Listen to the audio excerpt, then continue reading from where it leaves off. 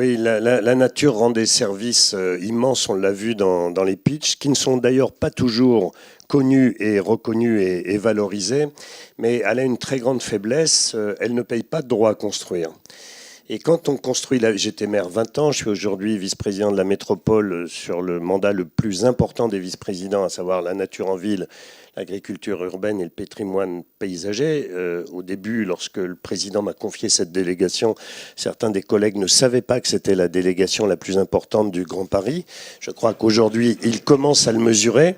Et au fond, l'assistance très importante présente dans cette salle pour cette thématique montre que ce sujet est sans doute le sujet d'avenir si on veut construire la métropole du XXIe siècle, capable de faire face à la crise climatique, à l'effondrement de la biodiversité et des espèces. Donc je le disais, la nature ne paye pas de droit à construire.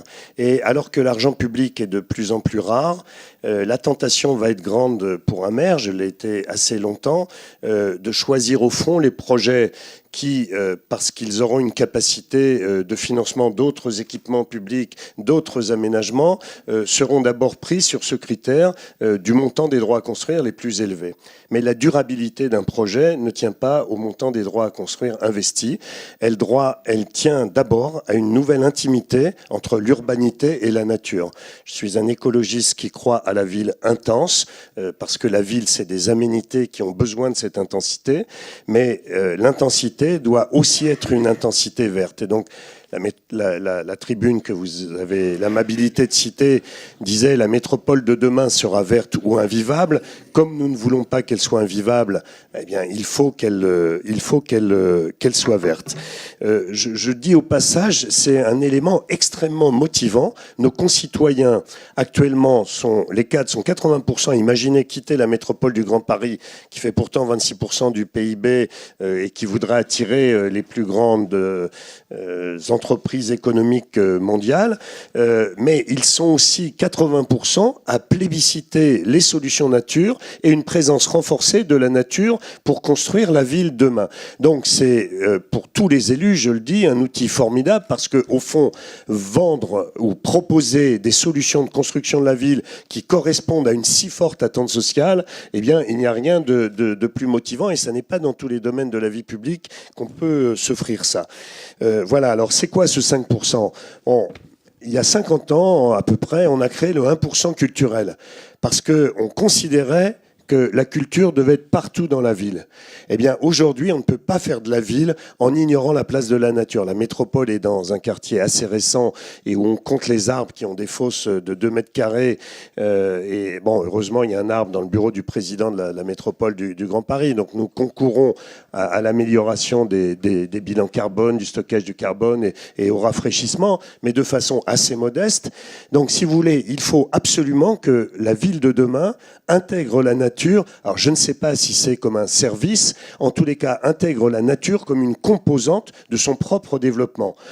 Ça suppose quand même pour moi d'abord de faire appel à l'inventivité qui est la vôtre et j'ai vu dans Inventons la métropole beaucoup de projets tout à fait inventifs et judicieux se développer.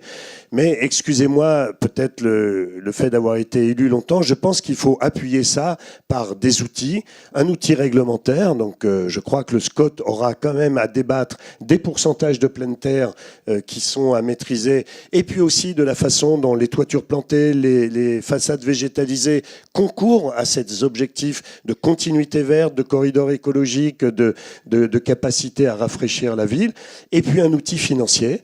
J'ai proposé donc ce 5% nature et je m'attendais à recevoir des pierres de la plupart des promoteurs et j'ai vu des réactions positives de mon voisin. Oui, ou des troncs d'arbres. J'ai vu de la part de mon voisin et d'autres promoteurs une attention à ça. L'idée est simple, il y a 1% culture pour mettre la culture partout. Eh bien, considérons qu'on ne doit pas, lorsqu'on a un budget d'investissement, qu'on ne doit pas dépenser moins de 5% pour les sujets de renaturation. Si on veut que demain la nature soit présente, il faut aussi qu'il y ait des outils.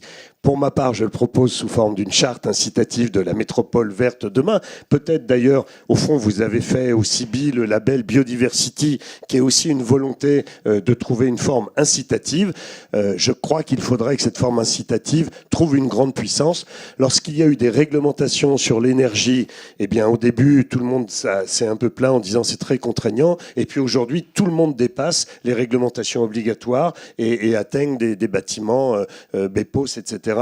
Eh bien, il faut que demain, sur la nature, nous ayons la même stimulation, que les plus actifs, les plus engagés, les plus convaincus de cette exigence montrent la voie en dépensant plus de 5% de leurs investissements pour la place de la nature, et que ceux qui sont aujourd'hui un peu moins convaincus se trouvent entraînés dans un mouvement pour ne pas être à la traîne de la qualité de vie à offrir à nos concitoyens. La nature, c'est une qualité de vie pour les humains, c'est aussi la capacité de faire vivre une biodiversité qui est indispensable. Moi, je suis grand-père, j'ai envie que mes petits-enfants entendent encore des oiseaux chanter lorsqu'ils se promènent dans la ville. Voilà pourquoi cette idée d'un fonds nature, je souhaitais la mettre en débat, et je vous remercie de permettre de la mettre en débat dans ce lieu qui est au fond le bon lieu pour débattre de ces sujets.